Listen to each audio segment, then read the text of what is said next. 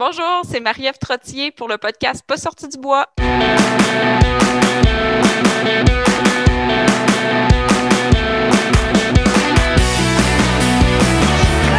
messieurs, votre gagnant du 110 km! Si tu commences à te sentir bien en courant un ultramarathon, fais-toi-en pas, ça va passer. Grand champion du 125 km!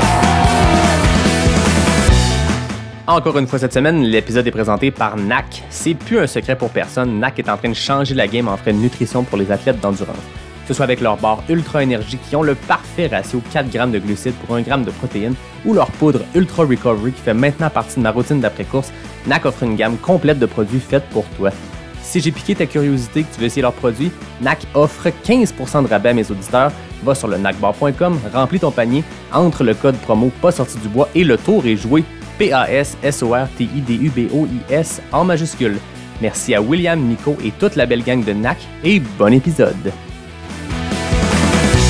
Ouais, ben, on n'est pas sorti du bois, hein? Bonjour tout le monde, bienvenue à Pas sorti du bois, épisode numéro 26. Aujourd'hui, je suis en compagnie de Marie-Ève Trottier. Salut Marie-Ève. Allô, Comment ça va? ça va bien? Cool. Aujourd'hui, on va jaser de ton récent défi dans la côte Salaberry à Québec. On pourra parler plus en détail de ça, à quoi consistait ce défi ambitieux-là. Jaser aussi de ton parcours de coureuse. Puis, tu as pris position dans les dernières années sur la place des femmes, un discours féministe et intéressant, je pense, puis nécessaire pour la place des femmes dans l'ultra, dans les courses en sentier, dans la course en général, je pense. Puis, je trouve ça vraiment intéressant. Puis, j'en ai parlé à l'épisode 23 avec Alexandra, mais je trouve en voyant les réactions que ça a suscité, je me suis dit, ah ben ça, c'est un sujet qui titille les gens, puis que les gens ont envie de le connaître, ils ont envie d'en savoir plus. Je pense que tout le monde a comme une ouverture intéressante à ça, puis c'est ce qui est le fun. Ça démontre toute notre belle communauté. Il y a comme personne qui lance des tomates, tout le monde est comme en mode, OK, je veux comprendre si je n'avais pas réalisé qu'il y avait ce problème-là, puis là, on va l'aborder de front, puis je veux le comprendre, fait que c'est super intéressant. Donc, on aura l'occasion de jaser de ça, mais avant, la question fatidique. Qu'est-ce que tu bois, Marie-Ève?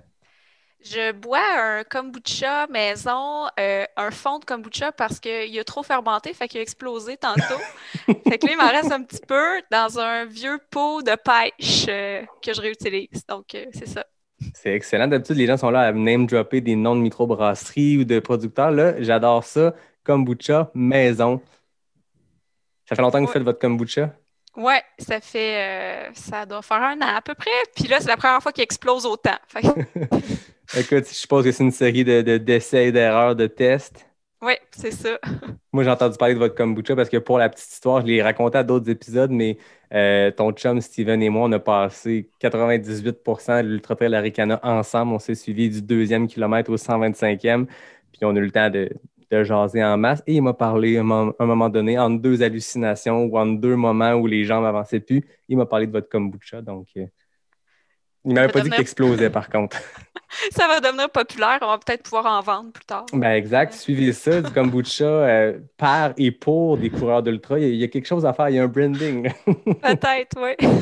De mon côté, moi, j'ai une Oceeland, une New England IPA de la microbrasserie Le Castor de Rigaud. Donc, gracieuseté de mes amis de la boutique Cheers, que je remercie. J'en parle à chaque épisode, mais Cheers, c'est une boutique de bière à Montréal. Donc, vous pouvez commander vos bières de microbrasserie. Il y a des sortes exclusives de microbrasserie québécoises. Vous pouvez commander ça par téléphone avant 16 heures, puis ils vous les livrent à votre porte. Donc, merci boutique. On va recommencer. Merci boutique Cheers et aussi, merci à Le Castor. Elle est vraiment très bonne. Oceeland IPA. Voilà, les présentations alcoolisées ou les présentations liquides sont faites. Maintenant, on peut jaser de trail. Marie-Ève, parle-moi un peu de ton parcours. Qu'est-ce qui t'a amené dans les ultras à te lancer dans des défis un peu fous? Je pense qu'on a le droit de le dire fou, là, un demi-Everesting d'hiver dans une côte en asphalte. Je pense que David Bombardier pourrait stamper ça comme étant un plan de marde. Mais reculons un peu, parle-moi de ton parcours. J'ai toujours un peu couru, mais tu sais, pour être en forme, mettons 3 fois semaine, un 5 km. Depuis que j'ai 18 ans, je courais un peu comme ça. J'haïssais ça. C'était vraiment pour être en forme, gestion du poids, etc. classique femme qui s'entraîne, là. Ça arrive souvent, on entend souvent ça. Puis un jour, je sais pas, j'ai décidé que j'allais faire un 10 km de route pour essayer une compétition de course, là, après avoir eu mon fils, là, qui était, dans le fond, j'avais pris du poids pendant ce temps-là, puis je me suis dit, je veux juste être en forme, faire de la randonnée, c'est ça que j'aimais le plus faire, tu sais, faire des longues randonnées, puis plus être essoufflée, puis juste, tu sais, être en forme. C'était pas pour perdre du poids non plus, c'était vraiment juste retrouver la forme. Puis là, c'est là que j'ai eu la piqûre des distances. J'ai attrapé la maladie mentale des courses. Puis c'est ça. Fait que j'ai fait un 10 km. Après ça, je me suis dit, hey, c'est pas assez. Je veux faire un demi-marathon. Puis là, après mon demi-marathon, c'était toujours pas assez. Je voulais faire un marathon. Puis là, je me suis mis à lire sur les ultras. Puis là, je me suis dit, hey, il y a du monde qui font ça. Ils sont débiles. Il faut vraiment que j'essaye de faire ça. C'est ça qui s'est passé. Puis j'ai enchaîné les distances. Là, à partir du 10 km, ça fait à peu près 3 ans et demi. Premier 10 km. J'avais déjà couru des 10 km avant de tomber enceinte, puis ça faisait partie de ma routine des fois d'en faire. Mais vraiment comme m'inscrire à une compétition. Puis après ça, demi-marathon, je l'ai fait 1 an plus tard à peu près. Puis là, ensuite, là, j'ai vraiment enchaîné les longues distances par la suite. Là. On est allé marathon, ultra dans la même année, première ultra. En fait, 3 premiers ultras, puis un marathon dans la première année. A commencé fort. C'est quand c'est l'année passée? 2019? Ouais, ça fait juste 1 an et demi que je cours des ultras, là. Okay. Oui, c'est ça. On est rendu au, je pense, 6 ou 7e en 1 an et demi, là. Fait que, c'est ça. C'est une progression quand même rapide. Oui, mais j'ai attrapé la piqûre, puis j'avais juste comme but de faire un 160 km, là. Fait que j'ai encore ça dans la tête. Faut vraiment que... J'aime que tu dis, j'avais juste comme but. C'était modeste, se courir 160 km à la portée de tout le monde. Comme dit Carl Meltzer, 100 miles is not that long. C'est ça. Je sais pas, j'avais lu Born to Run, là, puis ça avait l'air accessible, même si les gens couraient nu-pieds. Puis je sais pas. C'est venu me chercher. L'imaginaire quand même, la distance, je pense. C'est comme le marathon. Beaucoup de coureurs de route aspirent à cette distance mythique-là de 42,2. Je pense qu'en ultra, moi, ma définition, puis c'est celle de bien des gens, il y a des gens qui disent que c'est pas tout à fait ça, mais moi, dès que tu dépasses la distance du marathon, tu tombes dans l'ultramarathon, que ce soit du 50K et plus. Mais on dirait que le 100 miles, le premier ultra, vrai ultra, c'est Western States, c'est un 100 miles. Il y a quelque chose de mythique avec la distance de 160 km. Puis... Fait que ça, c'est l'objectif, mais à voir à quel point, chaque fois que tu atteins ton objectif, tu dépasses, je suppose qu'après le 160, ça ne s'arrêtera pas là. J'ai des doutes là-dessus. Je sais pas. Qu'est-ce que tu as fait comme course? Tu parlais de tes 6 ultras en 1 an et demi. C'est quoi ton build-up de course du marathon jusqu'à aujourd'hui? Dans le fond, c'est ça. J'ai fait mon premier marathon en avril 2019. Puis après ça, j'ai récupéré du marathon. Ça a été long. C'est drôle. Ça a été la fois où j'ai eu le plus besoin de récupérer. Ça a été dur en plus. J'étais vraiment... tu sais, j'avais le IT band démoli, là, classique premier marathon, puis tu sais, ça faisait mal, puis j'avais de la misère à marcher le lendemain. Mais après ça, j'ai récupéré, puis j'ai fait le Sentier du Fjord en full autonomie, autonomie complète, là. C'était juste pour dire que je dépassais le 42, là. Puis je pense que c'était 44, en tout cas. Puis ça a été mon premier ultra. Ensuite, j'ai fait 65 à Arcana pas longtemps après. Celui-là, c'était en juillet. À Arcana, c'était en septembre. Puis après ça, j'ai fait le Trail du Grand-Duc, 50 km. Je pense que c'est début novembre. Ça a été en 2019. Là. Ça a été une bonne année pour commencer. Même. Moi, j'avais juste couru des demi-marathons avant. 2019, c'était une bonne année pour toi. C'est ça. Puis là, après ça, j'ai fait... il y a eu la pandémie qui est arrivée, 2020. Fait que j'ai fait plus de choses solo. J'ai commencé... j'ai fait la COVID classique en début de saison que plusieurs ont fait pour ramasser des fonds pour un organisme de notre choix. Moi, j'avais choisi Centraide là, qui redistribuait pour les personnes les plus démunies pendant la pandémie. Puis j'avais réussi à ramasser quand même un bon montant d'argent en 48 heures parce que j'ai décidé 48 heures avant de le faire. OK, ça a été une décision de dernière minute. Ouais, c'est ça. Fait que finalement, j'étais pas très préparée, mais j'ai réussi à faire 70 km cette fois-là. Puis ensuite, il y a eu Arikana qui a eu lieu finalement pendant la pandémie, donc 80 km que j'ai fait. Ça a été plus difficile, celle-là, à cause des conditions de trail. Je pense qu'il y avait beaucoup de boîtes, mais j'ai Je pense réussi que c'est quand une même. année Puis... boiteuse. Ouais, c'est ça. Puis, C'est à l'image de l'année 2020, je pense. Les trails de Charlevoix se sont dit, on va se mettre dans le mood. C'est ça. Fait que c'était plus technique dans mes souvenirs pour le 65. Ah oui. J'ai eu un petit choc. Mais c'était bien le fun quand même. Puis sinon, après ça, ben, j'ai décidé d'impliquer les membres du Gringos Running Club dans mes plans un peu stupides, on va dire. Puis, c'est pas voler le trademark de David Non, de parler du plan de marde, mais Non, c'est pour avoir vu ce que vous avez fait avec les Gringos, je pense que ça se qualifie. C'est ça. Fait que je voulais faire un 24 heures puis essayer de tester jusqu'où je pouvais aller dans un 24 heures, mais je voulais pas le faire seul. Mais c'était la pandémie.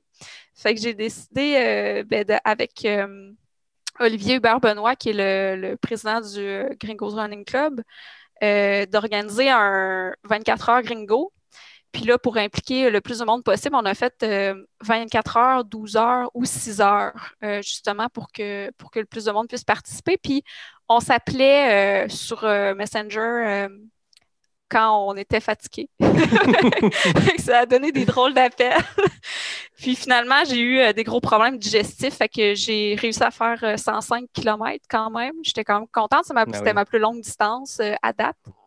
Fait que c'est les trois chiffres. Il y a quelque chose de mental aussi d'atteindre le Big 100. Là. Ouais, c'est exactement ça. Mais c'est ça. Puis j'ai beaucoup appris aussi de ce défi-là au niveau digestif et au niveau gestion de la fatigue pour courir aussi longtemps que ça. Et finalement, après ça, j'ai recommencé à m'entraîner pour augmenter ma vitesse de façon générale, parce que je me suis lancée vite dans les longues distances, mais j'ai pas travaillé ma vitesse tant que ça. J'ai plus travaillé l'endurance. Puis finalement, j'étais comme un peu tannée, puis ça manquait d'action là en janvier, il se passe pas grand-chose. Non, effectivement. Et c'est là que j'ai abouti à mon dernier défi, 15 heures d'Everesting sur l'asphalte dans la côte au centre-ville de Québec, la côte Salaberry. Puis ça a été le plus gros défi, c'était effectivement la gestion du froid. Là.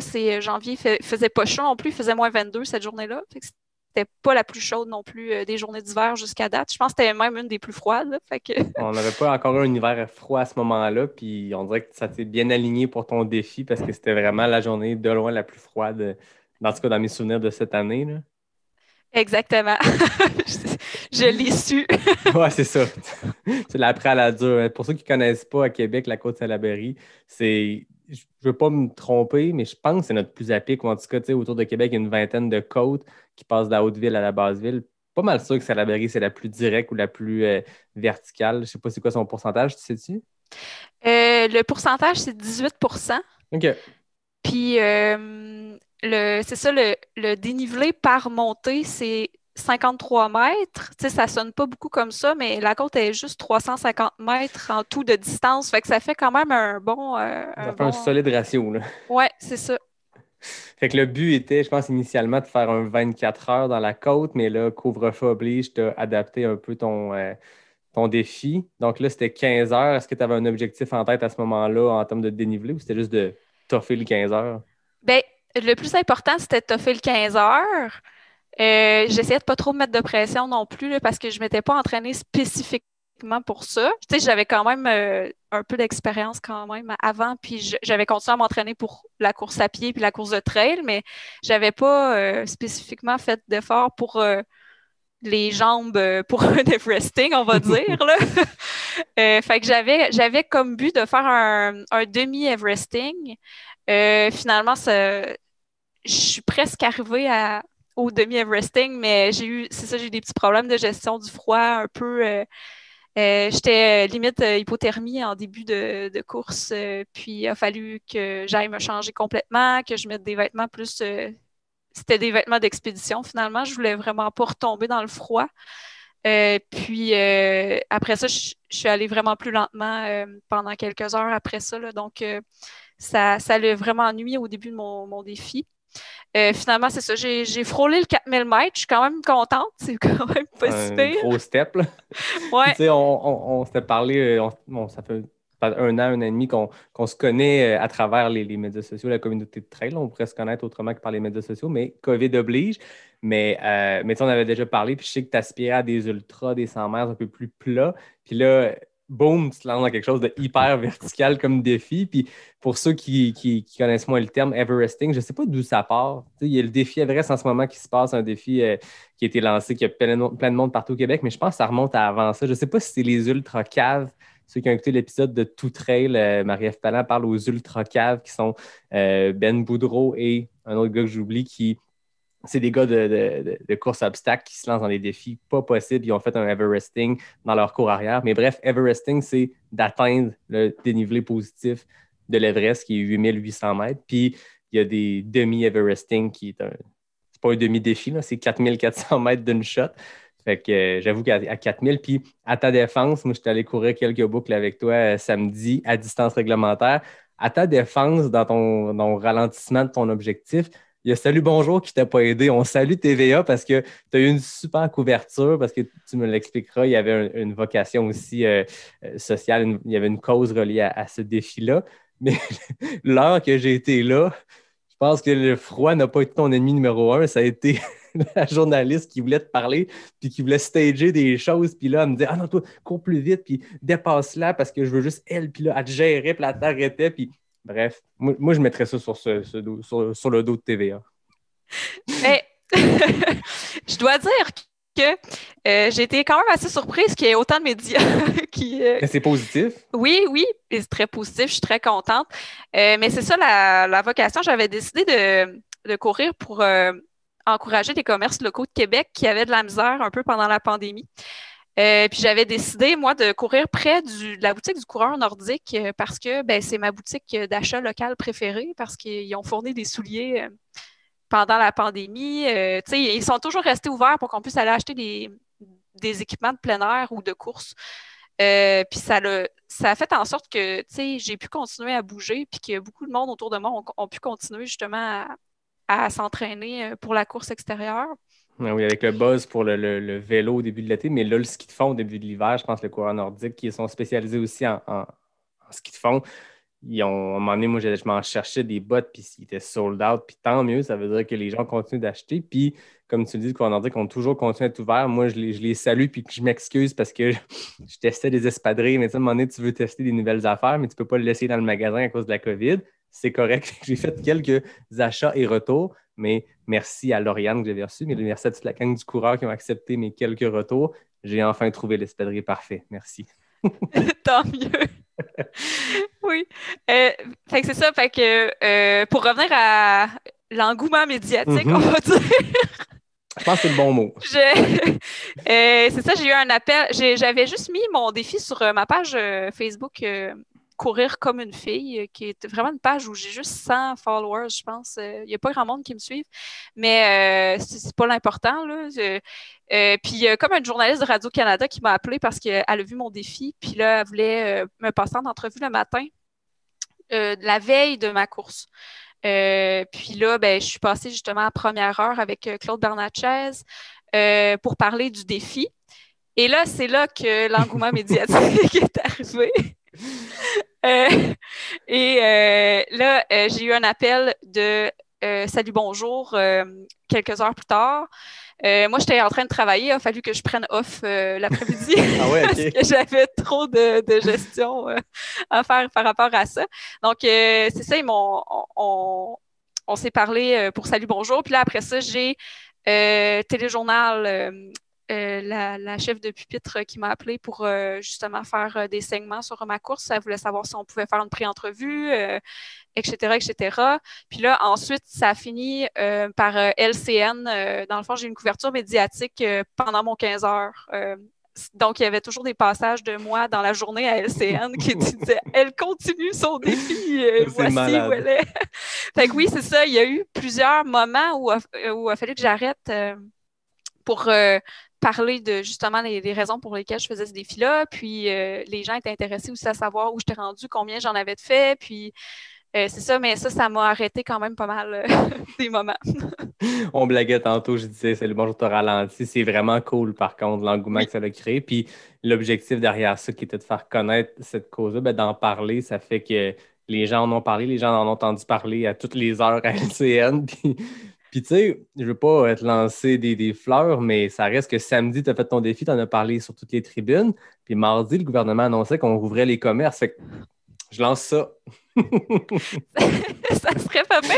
Mais oui, c'est ça. Le pire, c'est que j'ai des politiciens qui m'ont écrit pour me remercier. Ah Fait ouais? que ça se pourrait. Écoute. Je sais pas. Je n'étais pas là. Mais Ben, ça c'est s'est très peut-être cool. parlé. Ouais. Ben non, c'est ça. Puis c'est le fun toujours de rattacher à des défis de même, tu sais, des causes ou juste un message qui vient avec ça. Puis ça permet de faire véhiculer justement ce message-là. Tu sais, j'en parlais avec David Bombardier, j'en parlé avec plein d'autres, mais souvent, David, c'est un gars qui fait ça, qui rattache des causes, des levées de fonds avec un défi de fou. Les gens aiment ça. Les gens aiment te dire, te donner une tape dans le dos, mais là, c'est pas juste une tape dans le dos, c'est tape dans le dos, voici un petit don pour la cause, maudite bonne idée, puis je vais te regarder souffrir dans ton défi. Puis c'est le fun, tu sais. Finalement, t'es comme une cobaye pour aller chercher des dons ou dans ce cas-ci, parler d'une bonne cause, mais non, je niaise, c'est vraiment le fun que ça ait créé cet engouement-là puis que les gens aient pu en entendre parler. Oui, c'est ça. Puis c'est vraiment, je suis vraiment contente, c'est ça qu'il y a eu cette couverture médiatique-là. Je le faisais pour la cause, puis j'ai pas atteint mon demi-Everesting, mais le plus important, c'était vraiment comme pour que les gens aient une conscience là, par rapport à ça finalement, puis juste donner un petit coup de pouce d'encouragement pour les commerces là, qui sont en difficulté. Ah oui. Puis est-ce que tu sens à travers ce défi-là que tu as progressé? As-tu appris? Tantôt, tu disais que tu as vraiment beaucoup appris dans ton 105 km en 24 heures sur la digestion. Là, tu dis que tu as vécu de l'hypothermie tôt le matin. Qu'est-ce que ça t'a amené au-delà de bon mal de jambes le lendemain matin? J'ai appris que mes compresses de chaleur ne fonctionnaient pas. Faut pas se fier à ça. Des fois, en avoir de plus au cas où, c'est une bonne idée. Mais non, blague à part, la gestion de l'eau, ça a été quelque chose. Donc, au moins, j'ai eu de l'aide, là. Justement, Steven, il avait fait bouillir de l'eau pour les mettre dans des gourdes, puis ensuite, il avait isolé des bacs avec des genres de trucs d'aluminium qu'on met là, dans les voitures, là, sur les fenêtres de voitures. Là, ça faisait comme un coussin d'aluminium à l'intérieur des bacs. Puis là, l'eau restait chaude, elle n'avait pas le temps de geler pour la journée. C'était vraiment pratique. Puis ça faisait aussi que j'avais comme un genre de bac avec de la bouffe qui restait tiède aussi. Tu sais, c'est parce que la nourriture qui gèle aussi, c'est un enjeu. J'ai eu des bonnes bouchées d'œufs glacés à un moment donné. C'était pas très bon. Ouais, moi, c'est ça. Fait que ça, j'ai appris beaucoup.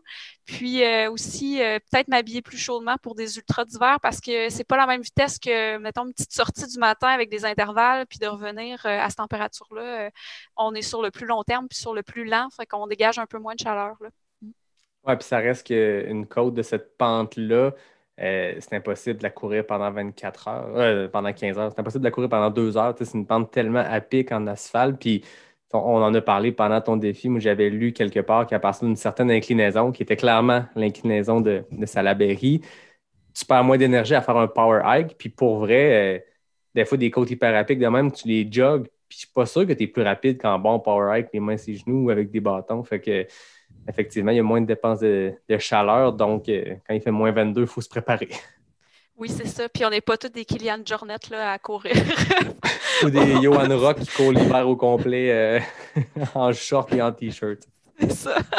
Y a-t-il pas mal de monde qui t'ont encouragé pendant la journée? Parce qu'au-delà des médias que ça l'a attiré, je suppose que les gens qui écoutent ces médias-là, ben, ils ont passé dans Salaberry puis ils ont vu Marie-Ève monter, descendre. Oui, j'ai eu pas mal de coups de klaxon, de pauvres voisins de la côte, je m'excuse.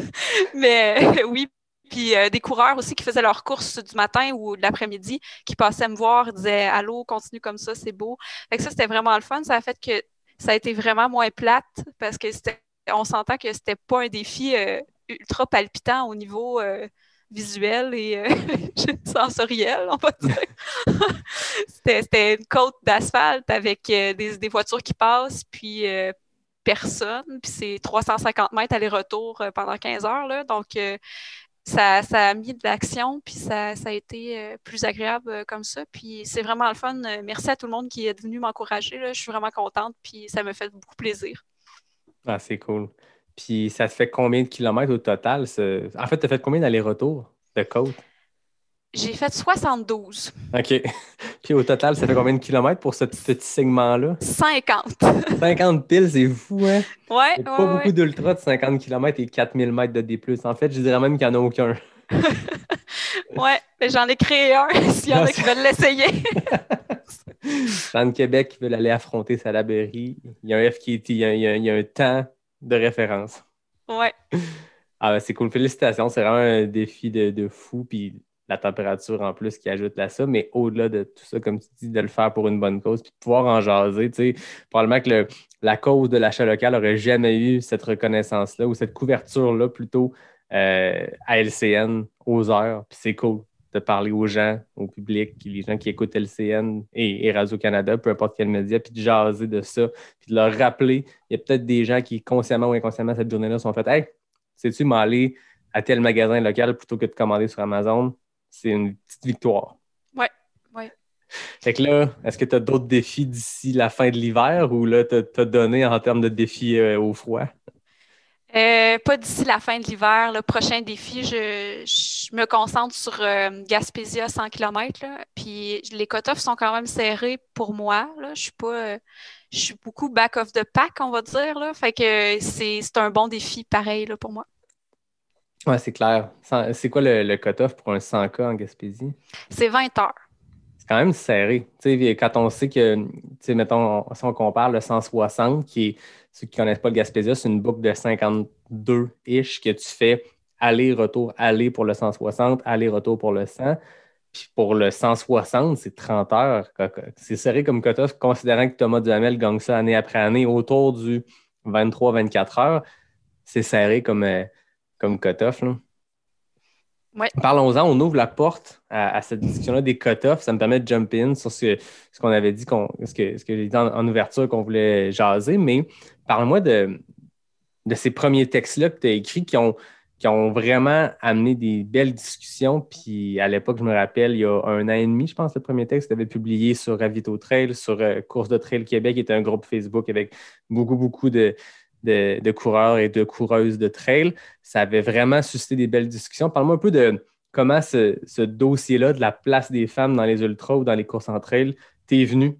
Puis comment, justement, tu as réagi quand tu as vu cette belle réaction-là. Puis cet échange-là, je pense qu'il est constructif et intéressant. Bien, il faut dire que à la base, je suis sociologue de formation. Donc, moi, les rapports hommes-femmes, tout ce qui est justement vision un peu sociale, puis des événements, puis un peu, c'est ça, rapport genre, homme-femme, personnes âgées, etc., par rapport à une situation, c'est quelque chose qui m'interpelle beaucoup. Donc, moi, j'ai eu un moment où, oui, il y avait beaucoup de discussions quand même sur les femmes en général, mais j'ai ouvert un livre sur une femme qui a fait un doctorat justement sur la nutrition sportive chez les femmes, puis le sport d'endurance chez les femmes. Puis elle mentionnait les écarts on va dire, de vitesse entre hommes et femmes par rapport à justement des sports d'endurance comme les triathlons, mais aussi dans la course à pied en général. Puis ça a été justement ça qui m'a fait un peu un déclic de dire hey, si on a des différences physiologiques comme ça, puis qu'on est un peu moins performante, là, ça dépend des études, là, il y a une variation là, mettons, de vitesse chez les hommes-femmes sur une distance sur la course en général. Là. Mhm. Ça peut varier entre 30 et 10% là, si tu es un athlète d'élite ou si tu es un athlète moyen, là, entre justement les différences de vitesse homme-femme. L'écart, c'est ça, d'élite, c'est plus 10%, on va dire, le femme élite versus homme élite, là, on voit OK. un plus petit écart. Donc, moi, c'est là que je me suis dit, hey, pourquoi tout le monde a les mêmes cut-offs? Finalement, si on n'a pas les mêmes vitesses, puis on sait aussi que, par exemple, les Olympiques sont faites division homme-femme parce que justement les vitesses sont pas les mêmes ou on a des différences physiologiques. Par exemple, par rapport à la grosseur de nos poumons pour des respirations cardiovasculaires, des différences musculaires aussi. Là, donc, en termes de puissance et de vitesse, ça joue aussi. Là. Donc, on ne fonctionne pas de la même façon, mais on a des forces aussi, les femmes, hommes-femmes. On est juste différents. Donc, pourquoi est-ce qu'on aurait les mêmes cut-offs hommes-femmes? Donc, ça a été plus une question. C'était pas une critique, c'est pas une critique du tout. C'est vraiment comme, pourquoi ne pas poser la question à la communauté de trail pour avoir plus d'explications par rapport à ça? Puis c'est ça, j'ai eu une belle ouverture là, par rapport aux organisateurs de courses qui ont répondu, puis aussi à justement des coureurs, des coureuses qui étaient justement intrigués par ça. Puis c'est ça, donc l'explication principale que j'ai eue pour les cut-offs au Québec, c'est le manque de bénévoles. C'est pas... Puis c'est vraiment pas pour nuire aux femmes que les cut-offs sont comme ça. C'est vraiment qu'on a un manque de bénévoles pour rester sur place longtemps. Donc, ça a suscité... c'est un autre enjeu, finalement, que la vitesse des femmes là, qui font la gestion des cut-offs. Mais aussi, l'organisation des courses est basée de façon générale sur les coureurs en général, qui sont surtout des hommes. Donc, dans les ultras, on a... au Canada, on n'est pas si pire. Il y a eu des nouvelles études qui sont sorties pour dire que dans les tout ultra confondus, il y aurait 35% de femmes sur la ligne de départ. Je pense qu'on est comme le deuxième meilleur pays au monde par rapport à ça. Donc, c'est quand même super bon. Mais c'est tout ultra confondu. Donc, plus l'ultra est long, moins il y a de femmes sur la ligne de départ.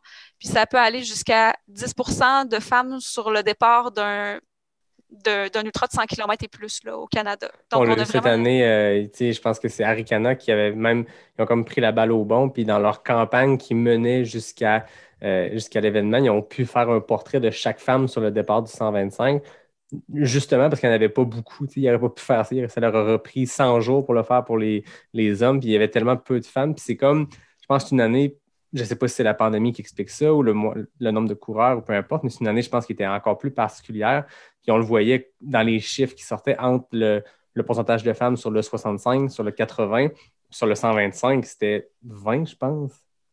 Bien, en fait, je pense que c'était 20% pour le 80, 20-21% pour le 80, puis c'était 11% sur le 125 à peu près. Je n'ai pas la mémoire exacte. Là. Peut-être 11 à 13%, mettons qu'on se laisse une marge de manœuvre ou une marge d'erreur. Là. Mais oui, c'est ça. Donc, on voyait que plus la distance augmentait, moins il y avait de femmes sur le parcours, ce qui est quand même assez commun un peu partout. Là.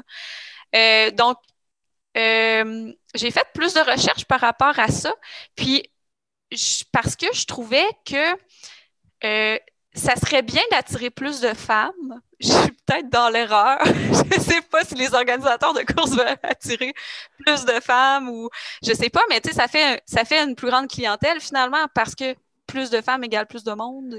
Plus de femmes égale plus de coureurs sur la ligne de départ, coureurs au sens large, coureurs-coureuses, plus de participants à un événement. Et puis s'il y a plus de femmes qui se mettent à en faire, il y a plus de femmes qui vont voir que des femmes peuvent le faire. Puis s'il y a plus de femmes, il y a peut-être plus de gars qui vont se mettre aussi à en faire. Puis la communauté va simplement grossir. Mais c'est le cas que je parlais avec Alexandra à l'épisode 23. Puis je serais curieux d'entendre ton opinion là-dessus. Puis je pense que tu as fait des recherches. Puis on voit la fibre scientifique dans ta recherche. Puis je trouve ça super intéressant. C'est pas basé sur juste des ressentis. Tu sens qu'il y a une recherche derrière. Puis c'est ce qui est intéressant avec toi.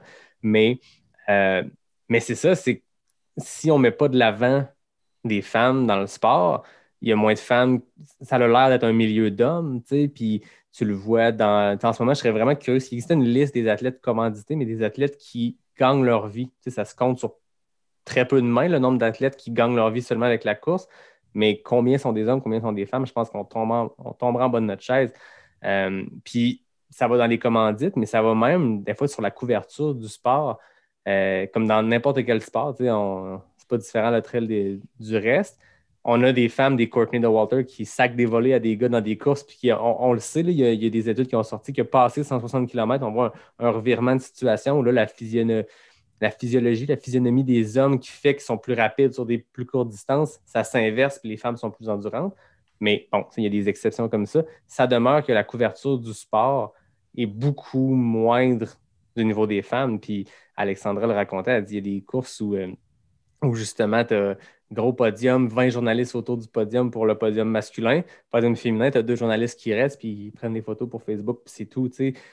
Et on a une responsabilité, tu sais, les médias au sens large, que ce soit des petits médias, genre un balado, ou un Distance Plus qui fait sa place en ce moment dans le milieu du trail à l'international. Puis les grands médias, c'est de mettre de l'avant tout le monde, la diversité de gens qui font le sport, mais comment tu vois ça? Est-ce que les études le montrent, ça, le nombre d'athlètes commandités ou de couverture médiatique des athlètes sportifs masculins versus féminins? Je pourrais pas dire s'il y a eu vraiment des études là-dessus. C'est quelque chose qu'on entend souvent, c'est quelque chose qu'on voit, qu'on remarque, qu'on peut remarquer nous-mêmes, là, on n'est pas aveugle non plus.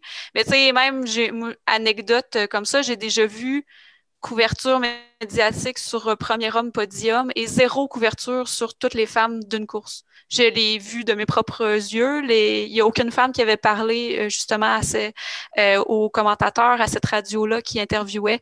Puis je me suis dit, voyons, tu sais, je sais qu'elle n'est pas arrivée première en tout, mais elle est arrivée première femme, c'est important.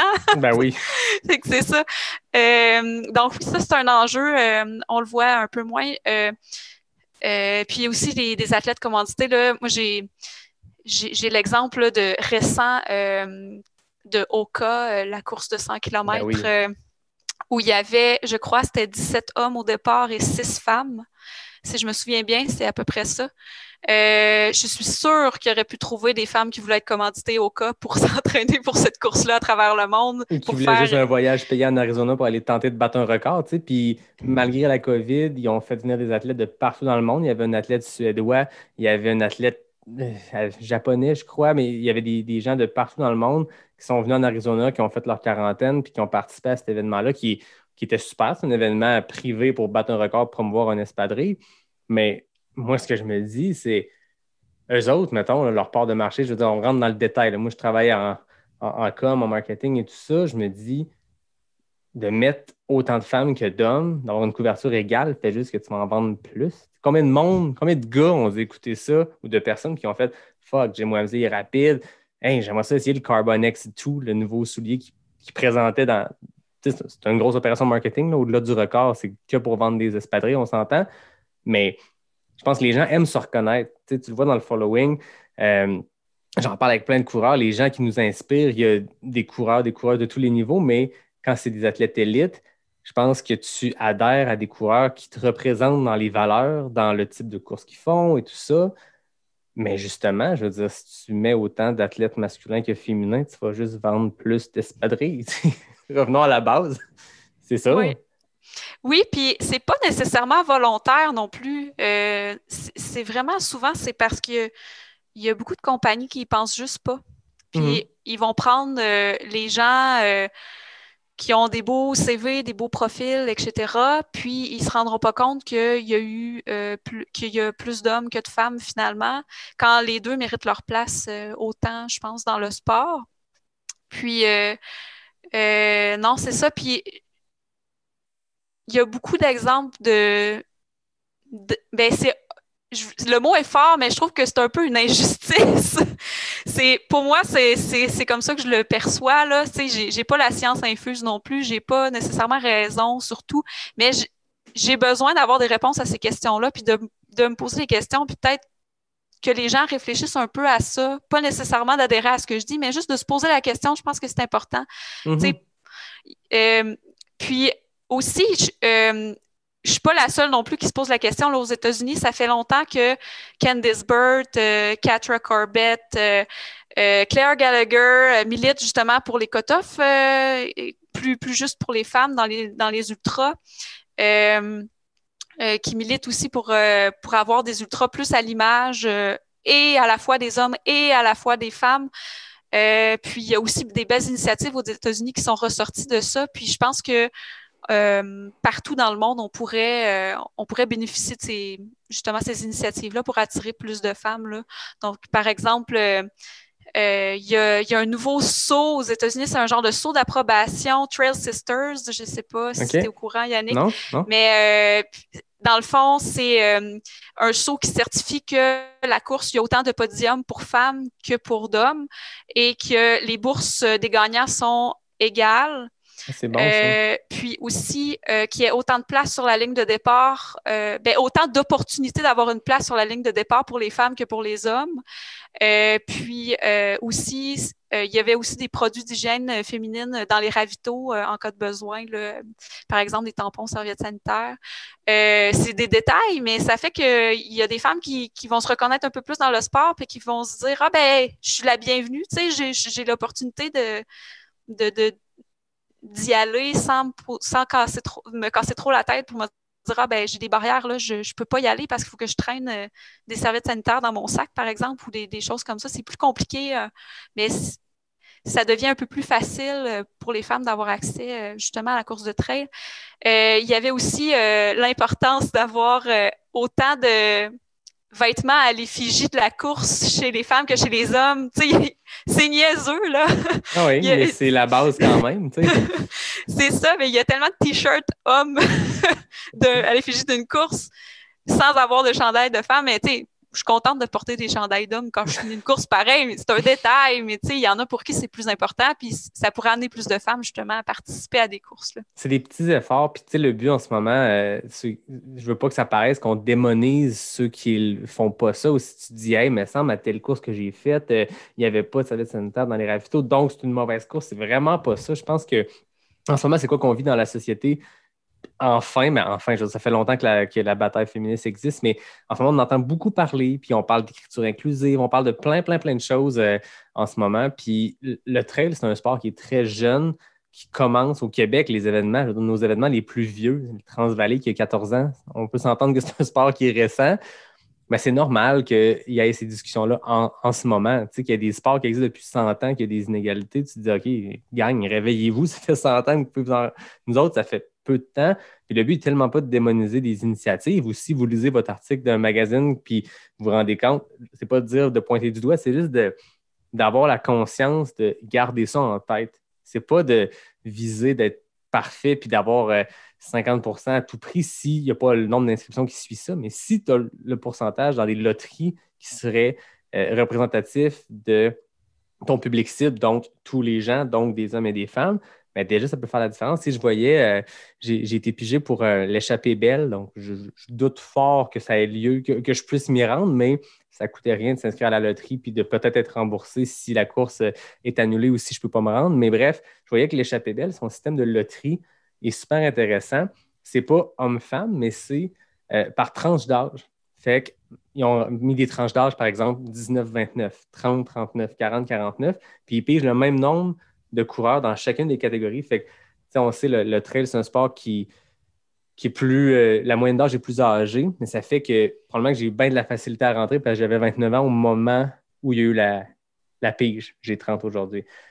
Mais ça fait que dans le 40-49, 50-59, c'est peut-être plus difficile de se faire piger, mais je trouvais que c'était intéressant. C'était la première fois que j'entendais ça d'une course, d'avoir des piges par rapport aux tranches d'âge.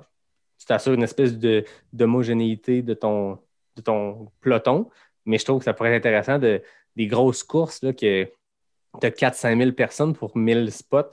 Par exemple, un UTMB, pour en nommer juste un. Ben, je ne sais pas c'est quoi leur politique par rapport à ça. Puis tu te dis, au nombre de dizaines de milliers de personnes qui postulent pour l'UTMB pour essayer d'y aller, est-ce que ce ne serait pas intéressant d'avoir des pourcentages comme ça, que ce soit homme-femme, que ce soit par âge? Le but, c'est, là, on parle de, je pense qu'on utilise la cause féministe puis la place des femmes parce que c'est flagrant, les exemples sont tangibles, mais je pense qu'au-delà de ça, c'est un besoin d'inclusion puis de diversité au sens large, tu sais, que tout le monde, tu sais, quand tu parles d'allonger les cut-offs, moi, je suis 100% d'accord, je veux dire, je suis all-in, puis je pense même qu'au-delà des femmes qui physiologiquement peut-être sont moins rapides que les hommes, je pense aussi à bien des coureurs qui me viennent en tête, des gens qui ont des gars plus âgés qui font des ultras, puis qu'à un moment donné, ils se font couper aussi parce qu'ils ne passent pas les barrières horaires, parce qu'ils sont hyper serrés, puis c'est des gens qui l'auraient fini facilement la course, tu sais, qui sont juste à un pace différent. Puis tu le vois aux États-Unis puis en Europe, là où le trail running est vraiment plus populaire depuis plus longtemps, les barrières horaires, ça ne se compare pas, là. On parle de 24 heures pour gagner, ou 22 heures pour gagner l'UTMB. Tu as 40 quelques heures pour le finir. L'échappée belle, j'ai l'exemple en tête parce que j'ai vu les chiffres aujourd'hui. Ça se gagne en 24, 25, 26 heures. Tu as 52 pour le finir. Il y a une belle. Il y a de la place, là. Oui. Tu te bats pour les cut-offs, mais tu sens pas que dès le premier ravito, tu as déjà le fermeur qui te met de la pression. Tu sais. Oui, oui, oui. Mais non, puis aux États-Unis aussi, c'est ça, il y a eu plusieurs initiatives à ce niveau-là. Il y a des courses où il y a juste pas de cut-off, justement, pour favoriser l'inclusion de tous les âges et de tous les sexes, là, finalement. Il y a aussi, je crois que c'est Hard Rock qui a justement la loterie est proportionnelle hommes-femmes pour les OK. participants. Tu sais, c'est des détails auxquels ils ont pensé qui peuvent être intéressants aussi pour d'autres places, d'autres courses dans le monde ou d'autres événements, là. Il y a plein de belles choses qui se font. Tu sais, en fait, je vais t'en nommer des choses que tu avais écrites dans ton article que je trouve super intéressantes. Antelope Island, 50K, Hard Rock est là-dedans. Ils remettent une bourse plus élevée pour la première femme que pour le premier homme. Je trouve ça sympathique. C'est un beau clin d'œil. Je ne sais pas à quel point. Puis, de toute façon, entre toi et moi, même ceux qui gagnent leur vie du trail ne font pas de l'argent avec les bourses. Tu regardes les bourses, l'UTMB, tout ça, je te confirme que Pau Capel, il vit de la trail, pas parce qu'il y a une grosse bourse pour l'UTMB. C'est vraiment les commandites. Mais je trouve ça le fun comme initiative. C'est un petit clin d'œil de dire la société est tellement inégale. Puis, tu sais, les courses américaines sont dans une société qui est tellement inégale sur ces enjeux-là. C'est un beau petit clin d'œil de faire hey, première femme, on donne plus d'argent que le premier homme. Voilà. On va réduire l'écart salarial. Oui, Go. c'est ça. Pour une personne qui gagne Hard Rock, bon, on dira que c'est un petit. Comment on appelle ça? C'est un petit caillou dans un grand lac. Je ne sais pas comment dire ça. C'est un petit effort pour. Mais ça demeure très sympathique, je trouve, comme initiative. Tu disais la course Lone Mountain, dans un rabais aux femmes qui s'inscrivent pour la première fois à l'événement. C'est pas quelque chose qui est compliqué et qui peut mettre en péril un événement. Je pense que c'est sympathique. Hein? Mm-hmm. Sinon, j'avais Rain Shadow Running Events mettre à disposition des produits d'hygiène. Tu sais, c'est ce que tu parlais tantôt. Puis je trouve ça le fun, ce saut-là, cette espèce de garantie-là que quand tu postules pour avoir ce saut-là sur ton événement, tu sais, les courses ont tous leurs sauts ITRA, puis Western State Qualifier, puis UTMB, blablabla. Tu rajoutes le saut, c'est Trail Sisters? Trail Sisters, oui. Je trouve que c'est une super belle initiative. C'est pas quoi qui est complexe à remplir. Là, on s'entend. Il y a beaucoup de logistique, les événements, mais rajouter les quelques éléments que tu as dit tantôt, c'est pas grand-chose. Hein. Mm-hmm. Sauf qu'il faudrait le traduire au Québec pour ouais, c'est un Sentier des Sœurs ou je ne sais pas trop. Les Sœurs de la traîne, non. Les Sœurs du Sentier. En tout cas. Si on est rendu à devoir le traduire, c'est quand même pas si pire. Fait que, tu sais, quand tu as écrit à la communauté, ça a été quoi la réaction? Tu sais, on parlait tantôt que les organisateurs de courses, il y en a plein qui t'ont répondu, puis c'est le fun qui ait pris cette tribune-là. Mais de manière générale, c'était les échanges que tu as eus, t'as-tu reçu du négatif ou c'était super ouvert? Tu as reçu du négatif, ah ouais? Ouais, ça fait partie de ma vie d'ultra-traileuse de régulière. Là. C'est comme si je sais pas, c'est comme si les gens pensent que c'est pas vrai que je peux pas faire ça ou qu'ils n'ont pas confiance en ce que je peux faire ou je sais pas trop. Mais non, par rapport à cet article-là, j'ai eu du ben voyons donc, c'est pas vrai. Ben, OK, mais ça, c'est correct. Chacun a droit à son point de vue. C'est sûr que si tu as le privilège de ne pas avoir ces barrières-là, ça se peut que tu le vois pas, justement, qu'il y a des barrières, ça se peut que tu dises que ça n'existe pas puis que c'est pas vrai. Mais chacun vit dans son monde à lui, puis chacun a les perceptions qu'il a, puis toutes les perceptions se valent, puis il n'y a aucun problème. Puis il y en a d'autres aussi qui disaient qu'ils ne croyaient pas du tout au fait que les femmes sont anatomiquement moins rapides que les hommes. Donc, il n'y avait aucune raison d'avoir ce débat-là, à part pour diminuer les femmes. Ce qui est, pour moi, il y a beaucoup de données probantes là-dessus, il y a beaucoup d'articles là-dessus. Effectivement, on s'entraîne, puis il faut pas se laisser non plus abattre par ces barrières-là. On s'entraîne, on essaie, on fait notre possible, puis normalement, avec un bon entraînement, on réussit. On sera peut-être pas premier podium overall, mais tu sais, on va participer aussi. Reste que pour certaines personnes, ça peut être une plus grande barrière que pour d'autres, là. Puis ça a quand même un effet. Tu sais, juste un petit exemple banal. Toi, Yannick, tu as fini à Arcana mid-pack, là, on va dire. Oui, très, très, très fier dans le mid-pack avec ton chum Steven. Ouais. Avant la deuxième femme. Ouais. Non, je le sais. Moi, j'ai toujours dit...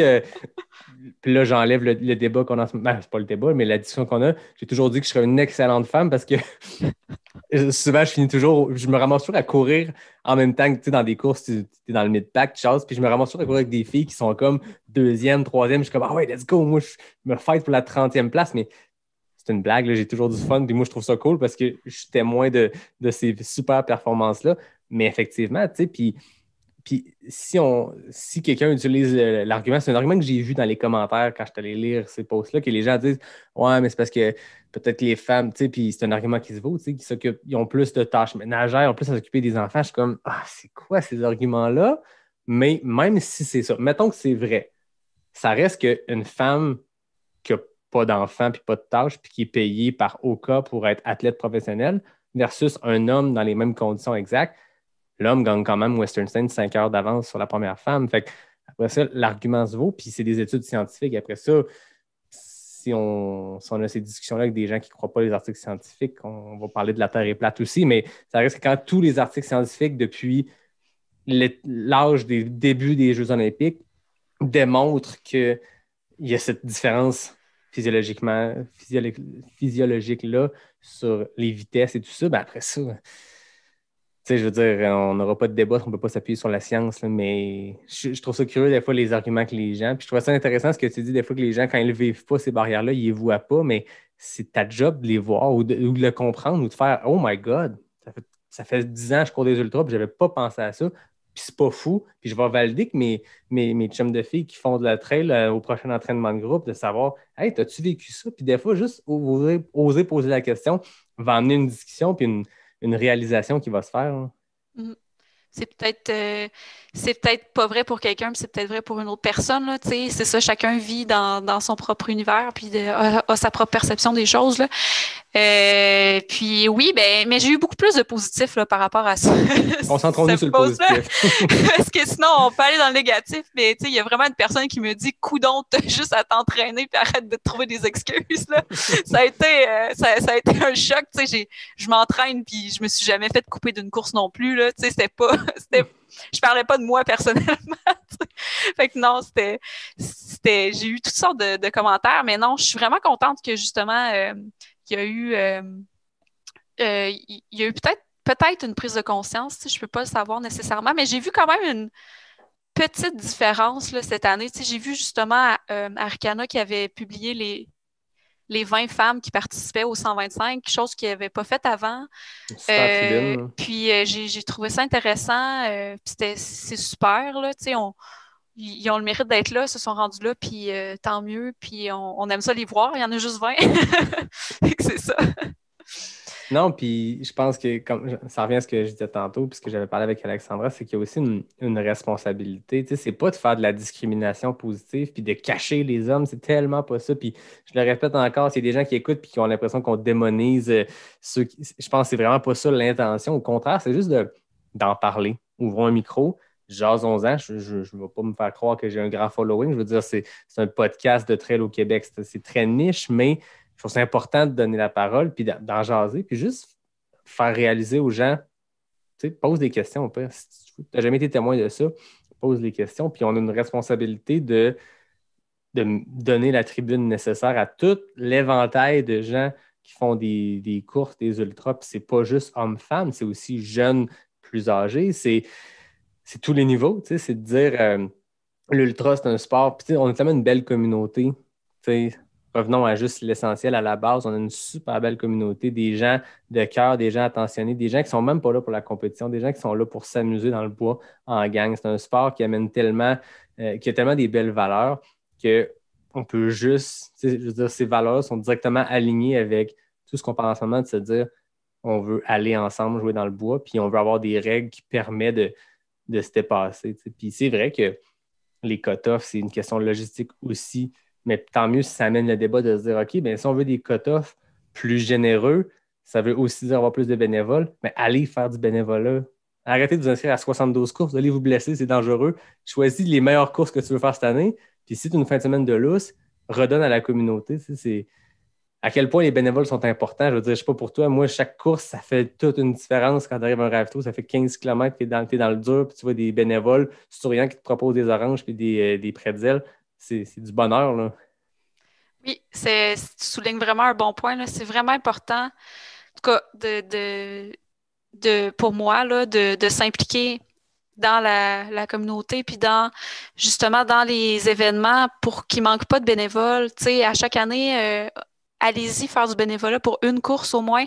Ça va faire toute la différence pour justement nos événements, parce que là, on a comme une multiplicité de courses, si on peut dire. Là, il y en a de plus en plus, puis il y a de moins en moins de bénévoles disponibles parce qu'il y a de plus en plus de courses. Puis, il faut garder justement l'esprit, moi j'appelle ça l'esprit trail, là. C'est important de redonner à la communauté qui te donne. T'sais. Moi, j'aime vraiment ça arriver à un ravito, puis quelqu'un est là, puis il me prend en charge, puis as-tu besoin de ci, ça, OK, go, go, go, t'es capable. Cet encouragement-là fait toute la différence. Fait que le donner à quelqu'un d'autre après, pour moi, c'est vraiment important. Et puis tu vis ta course différemment. C'est trippant, maudit. Je veux dire, tu le suis, je sais pas pour toi, moi je suis un peu geek du sport, puis quand il y a une course au State, là, ça fait longtemps, mais tu sais, là, je vois Black Canyon qui s'en vient avec des Hampton, puis Jim, puis ça va être trippant. Tu le suis sur ton cell parce que les audiences sont sur Twitter, puis tu suis ça, c'est cool.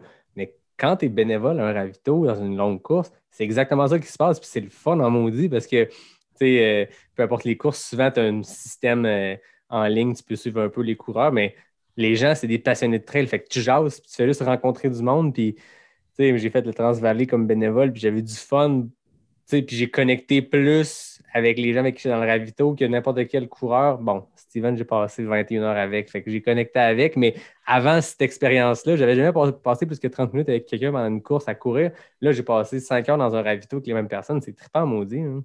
Oui. Puis, anecdote là-dessus, j'ai été bénévole au Trail urbain de Québec. Puis Elliott Cardin est passé et je ne savais pas qui était Elliott Cardin.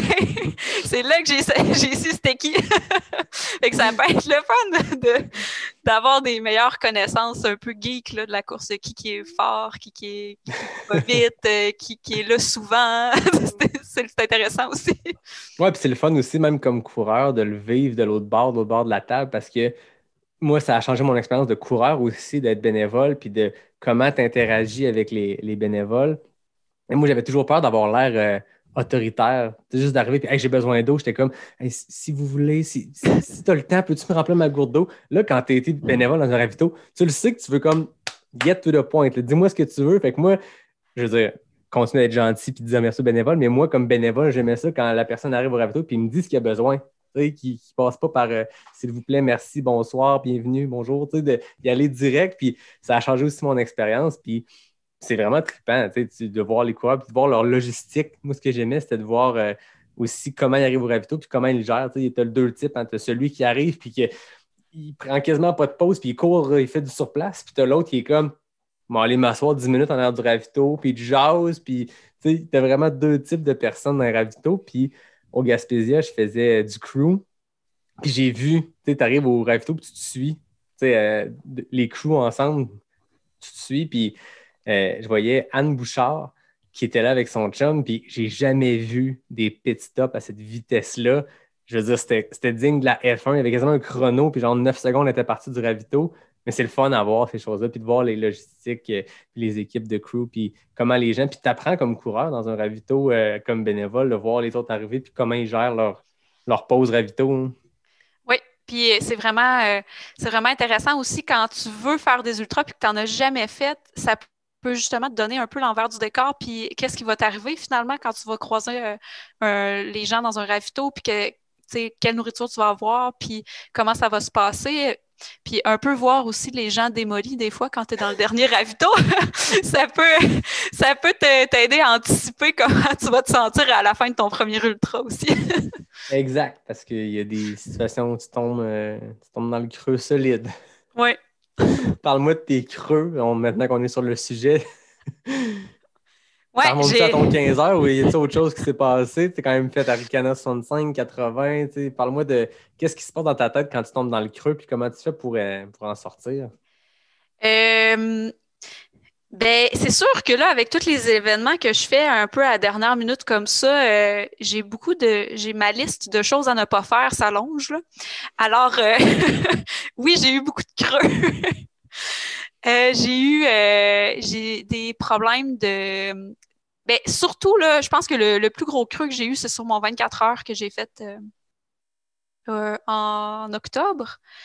Et j'ai eu des problèmes digestifs épouvantables. Dans le fond, on partait le soir à 8 heures, puis là, c'était comme après souper, puis là, tu sais, c'est comme l'heure où tu fais rien d'habitude, puis t'es comme un peu pas loin d'aller te coucher, puis ton corps est comme prêt à aller se coucher, mais finalement, tu t'en vas te taper 24 heures de course. Fait que t'as déjà ta journée dans le corps, tu sais, moi, je travaillais, on est parti vendredi soir. Fait que là, t'as ta journée de travail dans le corps. Fait que là, puis là, j'avais mangé la mauvaise affaire pour l'heure du dîner. Là. J'avais mangé genre un chili. Ça, c'est la chose à ne pas faire. Ouais. Fait que j'ai commencé ma course avec des brûlements d'estomac terribles. Faites pas ça. Puis, non, c'est ça. Fait que j'ai commencé avec des brûlements d'estomac terribles. Fait que j'étais pas capable de m'alimenter au départ. Fait que là, finalement, j'ai eu comme des maux de cœur rapidement. Après, je pense, 25 km, j'ai commencé à avoir mal au cœur. J'étais pas capable de m'alimenter comme il faut. Finalement, j'ai su que tu pouvais prendre des antiacides normaux, là, genre des Tums, là, pour passer ça. Mais là, j'avais déjà un déficit calorique assez élevé au départ. Fait que là, rattraper le déficit calorique, ça a été compliqué. Fait que là, j'ai marché. Finalement, sur le 105 km, j'ai marché 70 km. Quand même. Parce que j'étais vraiment mal en point.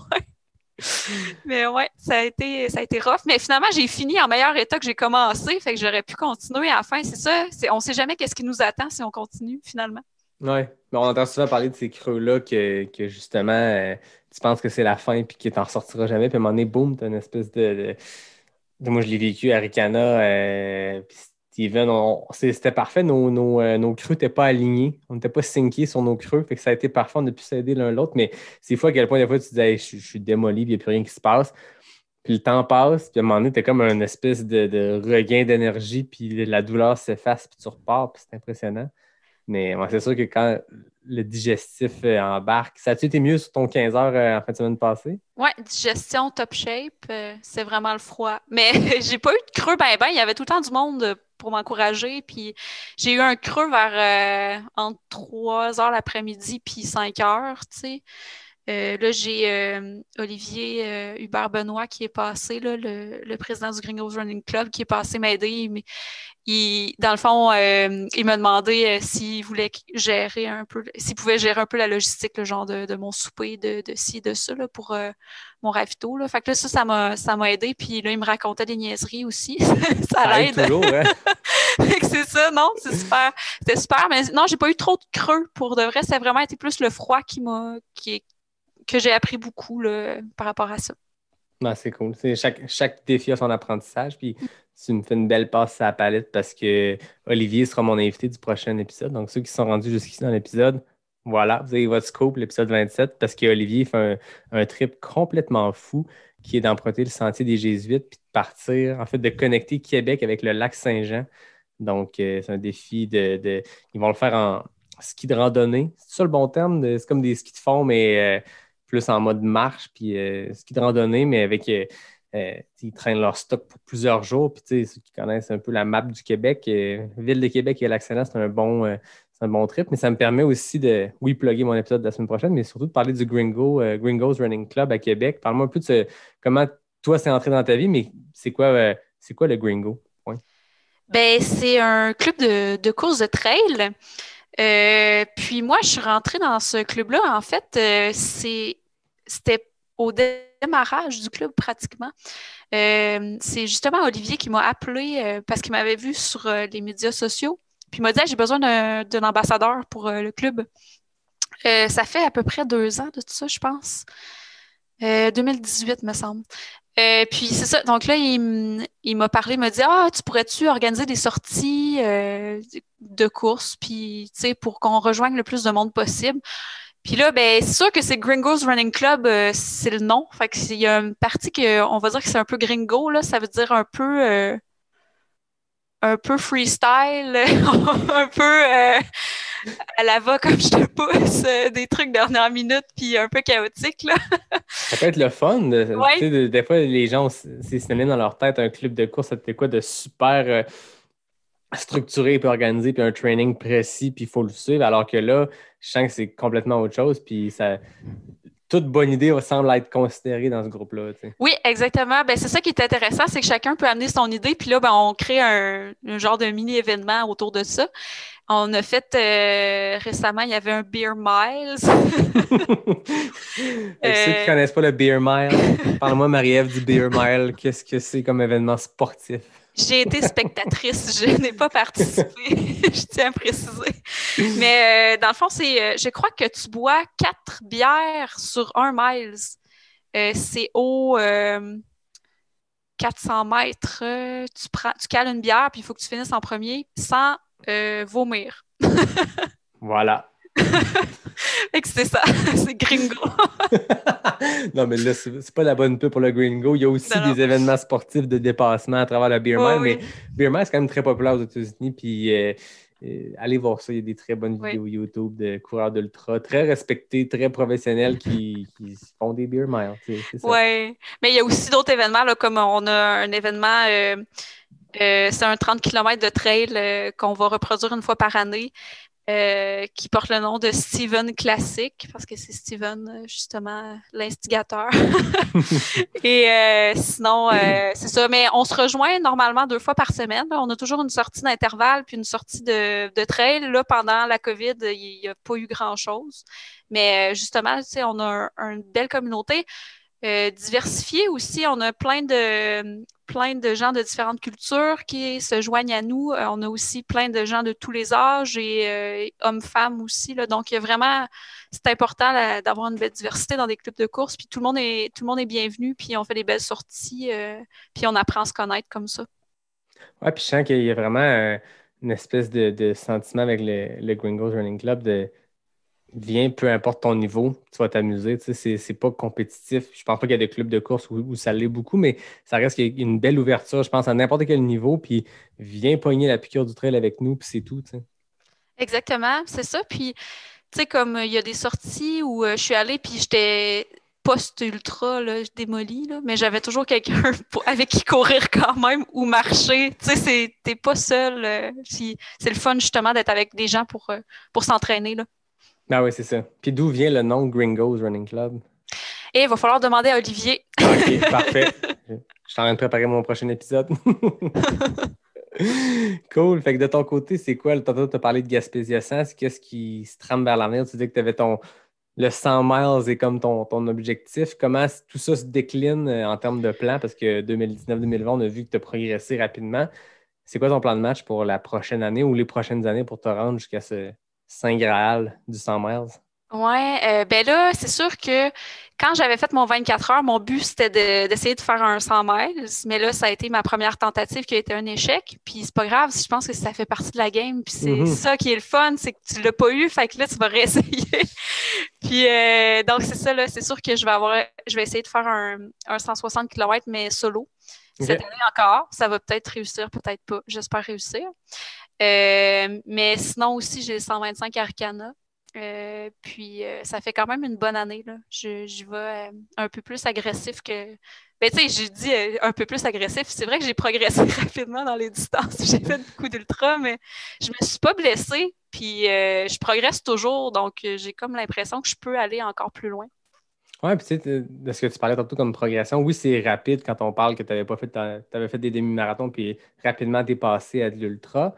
Mais ça reste que c'est intelligent, je sens comme progression. Tu sais, c'est une petite bouchée à la fois, tu sais, du 65 au 80 ou là au 125 Arcana. Tu sais, il y a des gens qui prennent la piqûre, s'inscrivent à un 100 miles tout de suite, puis ça marche des fois, ça marche pas d'autres fois. Mais je trouve que même si c'est agressif comme progression, ça demeure très logique de prendre une bouchée à la fois puis de se rendre tranquillement jusque-là, pas de passer d'un 80 à un 160 comme en claquant des doigts, là. Mhm. Bon, on va te le souhaiter. Gaspésia 100 avec Anna 125 comme événement, plus ton 160. On ne sait pas, c'est secret. Oui. C'est Bon, mes plans dernière minute secrets, ça. Faut pas c'est le correct. dire. C'est correct, je pense que c'est ça la clé de ton succès, les plans de dernière minute secrets. Ouais. On va suivre ça sur les médias sociaux. Parle-moi de ta présence sur les médias sociaux parce que tu es vraiment suivi par beaucoup de monde. Puis je pense que ça l'amène son lot de positifs et de négatifs. Mais ça, je pense que c'est les médias sociaux en général où les gens peuvent te suivre, Marielle. J'ai mon compte Instagram Warfest Trail Runner, mais il y a beaucoup de gens à l'écoute qui savent déjà je suis qui, je pense. Oui. Mais pour ceux qui ne savent pas, vous irez voir. Sinon, sur Facebook, là, la page Courir comme une fille, ça, c'est toujours en français. Instagram, c'est plus en anglais. J'ai une grosse communauté internationale, là, donc j'ai fait un sondage aussi pour savoir si les Québécois voulaient que je parle plus en français ou que j'écrive du texte en français. Puis j'ai eu beaucoup de gens qui m'ont dit que l'outil traduction, c'était correct pour eux. Puis de toute façon, je leur répondais en français s'il y avait quelque chose. Fait que si jamais vous voulez me parler, je réponds en français, là. Mais c'est ça, mes textes sont en anglais. Courir comme une fille, il y a moins de textes. C'est plus mes récits de course ou des petites recherches sociales. Sur la course, puis c'est ça, en français. Oui, il y a du bon et du mauvais dans les médias Non, mais c'est le sociaux. fun de te suivre au-delà du bon et du mauvais que tu penses n'importe qui sur les médias sociaux. Là, plus ta communauté augmente, plus tu t'exposes à des, disons, appelons-la les tatas pour être gentil, mais Oui, à des gens comme ça, des haters.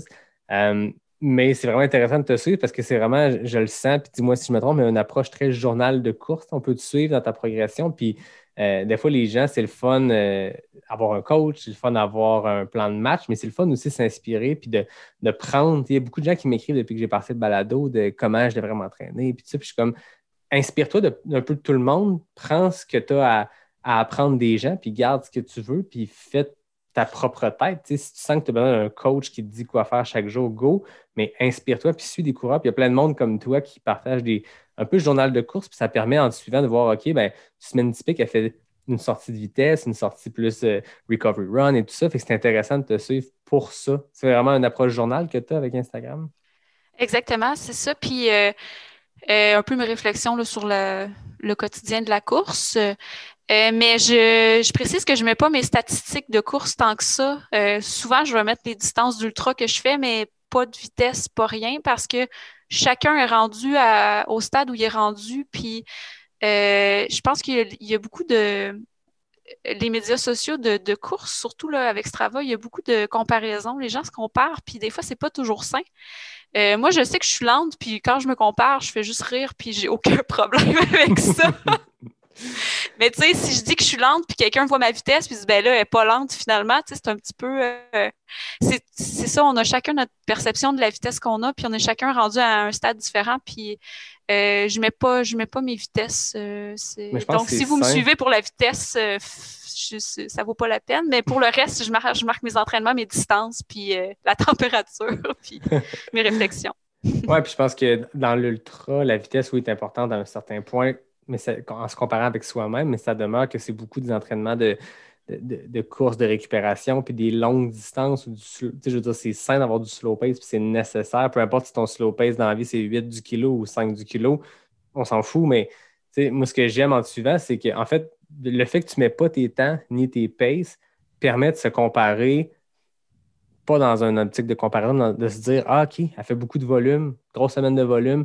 Après ça, que ce soit un speed workout, puis tu dis que tu as fait 10 km de vitesse, après ça, chacun le décline dans son. Toi, ta vitesse, c'est 4,30 du kilo, puis l'autre, c'est 6 du kilo. Fine, c'est parfait, tu sais, mais je trouve ça le fun d'avoir ces données-là, plus en heures ou en kilomètres, puis après ça, chacun l'adapte à sa réalité, puis se dire, tu sais, je veux dire, forcer d'admettre que ça marche pour toi. Tu remplis des défis, puis tu les complètes, puis tu fais des ultras, puis ça marche. Fait qu'après ça, ton pace, on s'en fout. Ce qu'on veut voir. Ce qui est intéressant à suivre, c'est OK, quel type de semaine tu fais, tu sais. Mhm. Mais tu sais, en même temps, ceux qui mettent leur pace, c'est correct aussi, là. C'est le fun de voir des progressions. Chacun sa façon de présenter ses choses. Puis tu sais, il y a plein de monde qui court sur route, là, qui écrivent leur pace. Puis là, tu sais, je me dis, hey, wow, ils sont vraiment des machines. Puis tu sais, c'est le fun à suivre aussi, là. C'est juste que je trouvais qu'il y avait... Il y a un bout où j'ai mis mes paces, puis il y avait vraiment beaucoup de gens qui disaient, ah ben là, tu sais... Tu cours pas vite ou ah ben là tu cours vite puis là je suis comme ben je cours à ma vitesse là. C'était plus je me suis dit ça sert à rien de toute façon puis je fais juste écrire ce que je fais. Ben, c'est très simple. Puis tu disais que tu as toutes sortes de communautés. Comment toi ta relation est avec les médias sociaux? Tu dis que tu l'utilises comme journal, mais c'est intéressant parce que tu reçois toutes sortes de commentaires. Je suis sûr que tu es inspirante, puis tu suis plein de gens. Il y a plein de gens qui te suivent, en fait, pour apprendre, puis qui te posent des questions, puis c'est cool. Toi, ta relation est comment avec les médias sociaux, avec Instagram, où tu es très active et suivie? Ben, moi, j'adore la communauté Instagram. J'ai 99% de gens positifs qui sont vraiment le fun à suivre. Ils me suivent aussi. J'ai des belles interactions. J'ai même fait un voyage en Arizona juste avant la COVID l'année passée. Puis j'ai pu courir avec des gens de l'Arizona d'un club de course là-bas grâce à Instagram, justement parce que je les suivais. Petit clin d'œil, là, c'est Palindrome RNR là, en Arizona, je sais pas, il y en a peut-être qui la suivent. Elle a fait plusieurs 100 milers par année. Tu sais, c'était vraiment quelqu'un qui m'inspirait beaucoup. Puis elle a un club de course, puis elle m'a invitée.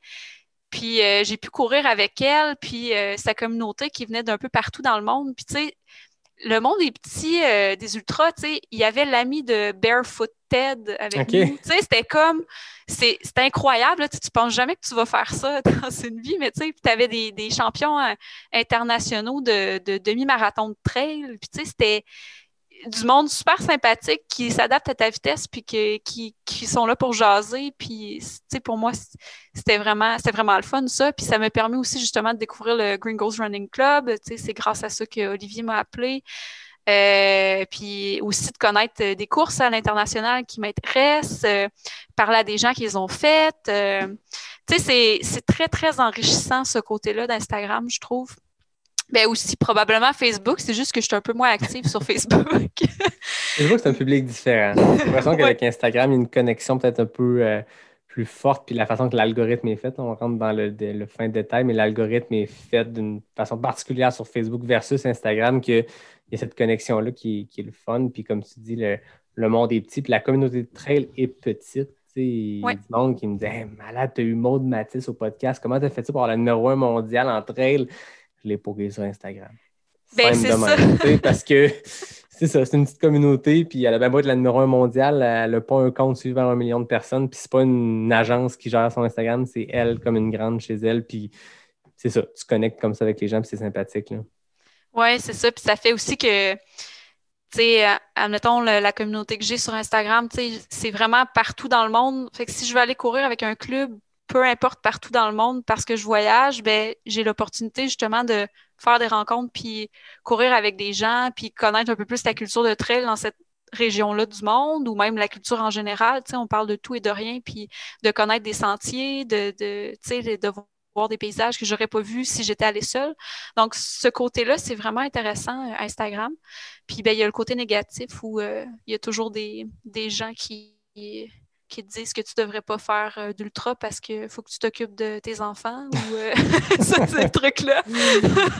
Et là là. Ouais, mais ça, au moins, il y en a pas beaucoup. On va pas leur donner d'attention. C'est my God. Hein. Les gens sont bons pour juger, c'est drôle. Ouais.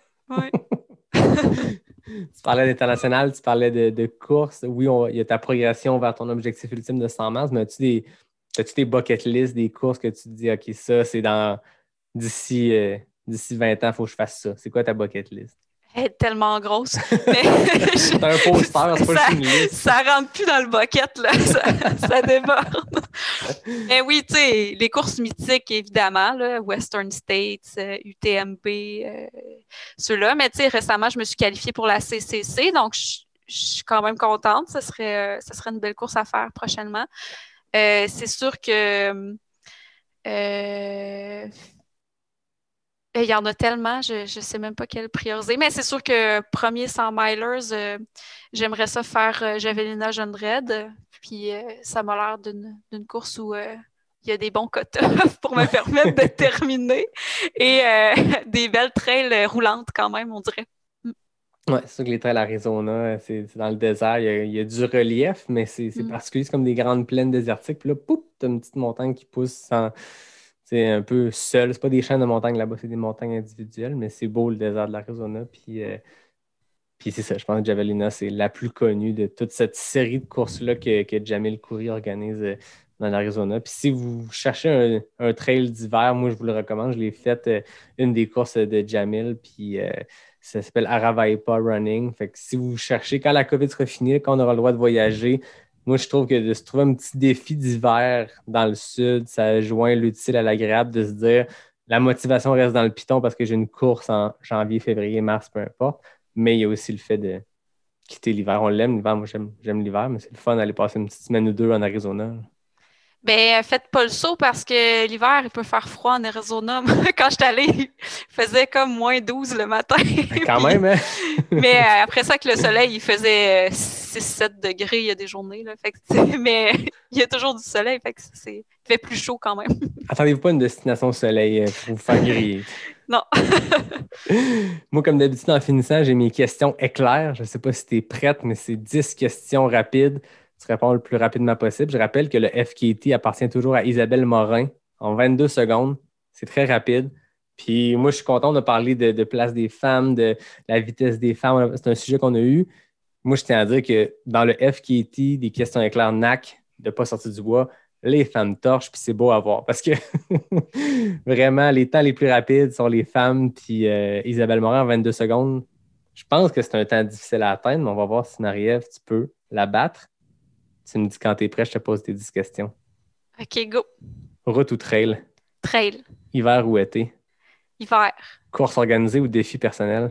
Défi personnel. Strava ou Instagram? Instagram. Question NAC, barre banane chocolat ou amande chocolat? Amande chocolat. Sentier roulant ou technique? Roulant. Arikana ou Bromont Ultra? Arcana. Courir seul ou en groupe? Seul. Sucré ou salé? Salé. Courtney DeWalter ou Camille Aaron? Courtney. 23 secondes. Très, très fort. Deuxième meilleur temps ever. Yeah! Félicitations. Merci. Juste pour les stats, tu viens quand même de battre le deuxième temps le plus rapide qui appartenait à Anne Champagne. Donc, félicitations.